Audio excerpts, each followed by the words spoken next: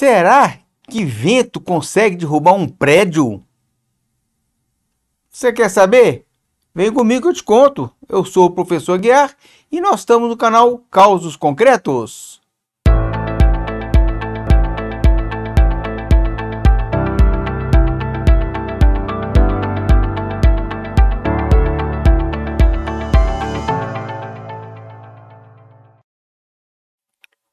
Nesses causos concretos de hoje, o tema é vento e sua influência sobre as pessoas e sobre as estruturas. É um fenômeno da natureza muito complexo, né? Podemos definir o vento como uma massa de ar que se desloca sobre o solo e que tem obstáculos. Então o vento, as rajadas de vento, quando mais próximas do solo, ao bater com esses obstáculos, né, faz com que o vento seja mais lento e mais turbulento por causa dos obstáculos. À medida que as rajadas vão saindo do solo, subindo, né, ficando livre dos obstáculos, o vento passa a ser mais forte e menos turbulento. E o vento ele pode ser brando ou pode ser forte. Quando o vento é brando, ele pode ser muito amigo, que digam os navegadores, os velejadores, que precisam do vento para se divertir, né? Assim como os praticantes de windsurf. Mas quando o vento é muito forte, ele pode ser um inimigo. É o caso aí dos furacões, né? Os ciclones. Mas os ventos podem ser muito úteis ao homem. Vamos falar das usinas eólicas. E o Brasil tem uma potência eólica muito grande. Para vocês terem ideia, segundo a Associação Brasileira de Empresas de Energia Eólicas, o Brasil tem uma capacidade de instalação de 500 gigawatts de energia eólica no Brasil. Só para vocês entenderem o que é 500 gigawatts.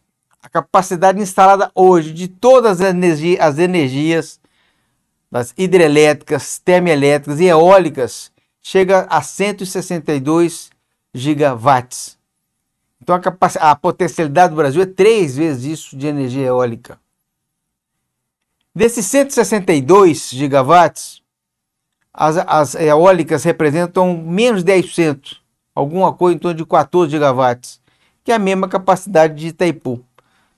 Então nós temos uma potencialidade muito grande a ser explorada, evidentemente requer aí investimento da iniciativa privada, né? Agora vamos ver a influência do vento sobre as estruturas. Claro que influencia as estruturas, claro, né? Mas existem normas nacionais e internacionais, né, que regulamentam, que orientam como devem ser feitos os cálculos estruturais para que estruturas baixas e altas resistem ao vento. Mas mesmo assim, nós temos acidentes, como o que aconteceu em janeiro de 2011, em Belém do Pará, quando o edifício Real Class, né, de 35 andares, eram 60 apartamentos, ele desabou, né, fazendo 3 vítimas fatais.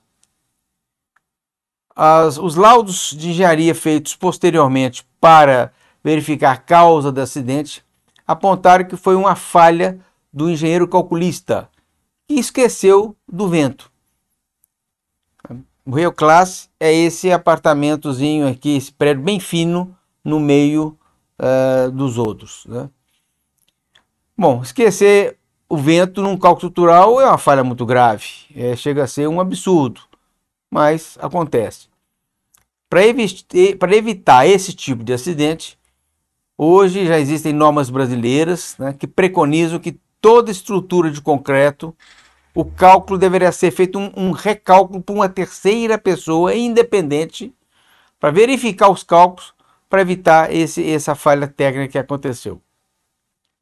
Mas as normas, elas abrangem, nós diríamos, os projetos normais. Mas existem projetos especiais, somente do lado arquitetônico diferente, ou prédios muito altos, que a norma não abrange todas essas situações. Então, essas situações ditas especiais precisam de um ensaio em um túnel de vento. Esse túnel de vento é uma ferramenta muito importante, porque ela vai ajudar a calibrar o software dos cálculos estruturais. O que é o túnel de vento? É um túnel dentro de um laboratório, um túnel grande, que tem uma ventilação numa ponta e que sopra ar sobre um modelo tridimensional giratório, para poder ver a influência do vento sobre a estrutura que você está examinando. Vamos dar um exemplo. O edifício Bernan, ele é Brenan, em Recife, ele tem 125 andares, um belíssimo prédio, e que antes da sua execução, claro, durante a fase de projeto, ele foi submetido a um ensaio no túnel de vento. Então, pega-se o prédio, faz-se um modelo reduzido em metal, então é um modelo rígido. Esse modelinho tem furos, que são tomadas de pressão, que vão calcular o vento que incide sobre essa estrutura. Então, esse modelo é colocado numa maquete, só que junto com a maquete vai vir também a vizinhança. Todos os prédios do lado vão participar dessa maquete, porque o vento sofre a influência da vizinhança, sim, claro, Então, todos esses prédios vão vir juntos. Para isso é feito um estudo minucioso, através do Google, através de filmagens com drones. Então, é feito um modelo tridimensional, o mais próximo possível da realidade. E essa maquete, ela é giratória. Por quê? Para que essas tomadas de força, essa pressão do vento, sejam tomadas em todas as direções. Ou seja, o vento pode incidir sobre esse nosso prédio em todas as direções.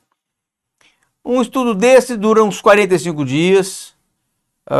Cada estudo tem as suas particularidades, mas 45 dias é um estudo, um prazo médio.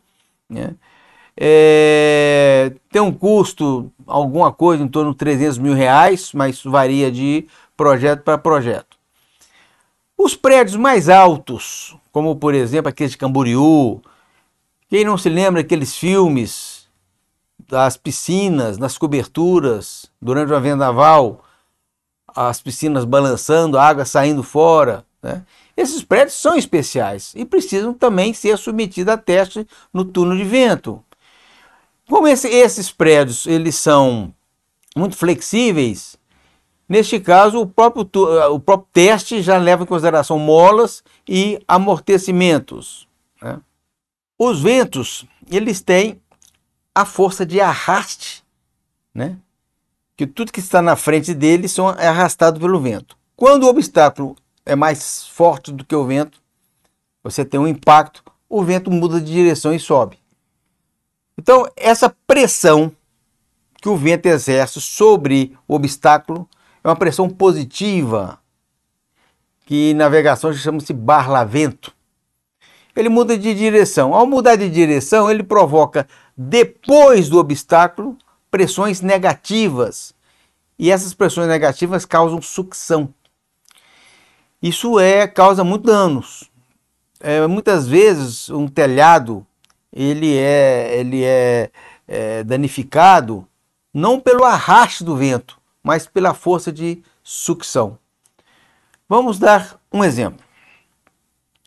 Esse prédio que vocês estão vendo aí é um prédio de um dos condomínios mais nobres daqui da minha cidade, que é Belo Horizonte.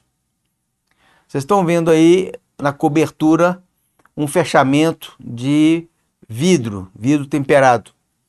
Um desses vidros, durante uma tempestade, simplesmente voou e foi cair no prédio vizinho a uma distância considerável, como vocês estão vendo aí. Essa fotografia foi tirada por um sobrinho que mora nesse prédio. Se fosse arraste, esse vidro teria caído para dentro do apartamento. Mas ele não foi arrastado, ele foi sugado Então essa sucção é que fez ele voar, né, e cair longe, com risco imenso de acidentes. Imagina se isso entra dentro do apartamento. Por sorte, não tinha, ninguém devia estar chovendo muito, caiu dentro da piscina. Caiu dentro da piscina. Então, vocês verem como essa parte de sucção também deverá ser considerado nessa complexidade, né?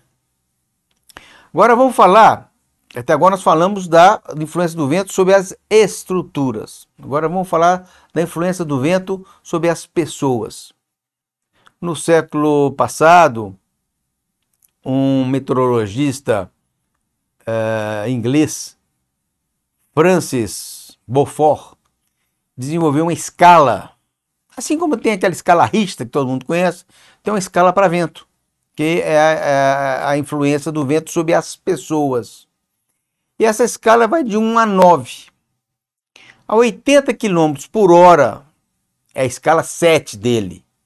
A 80 km por hora, o homem tem muita dificuldade de caminhar contra o vento. A 90 km por hora, é impossível o homem andar contra o vento. Isso seria a escala 8 dele.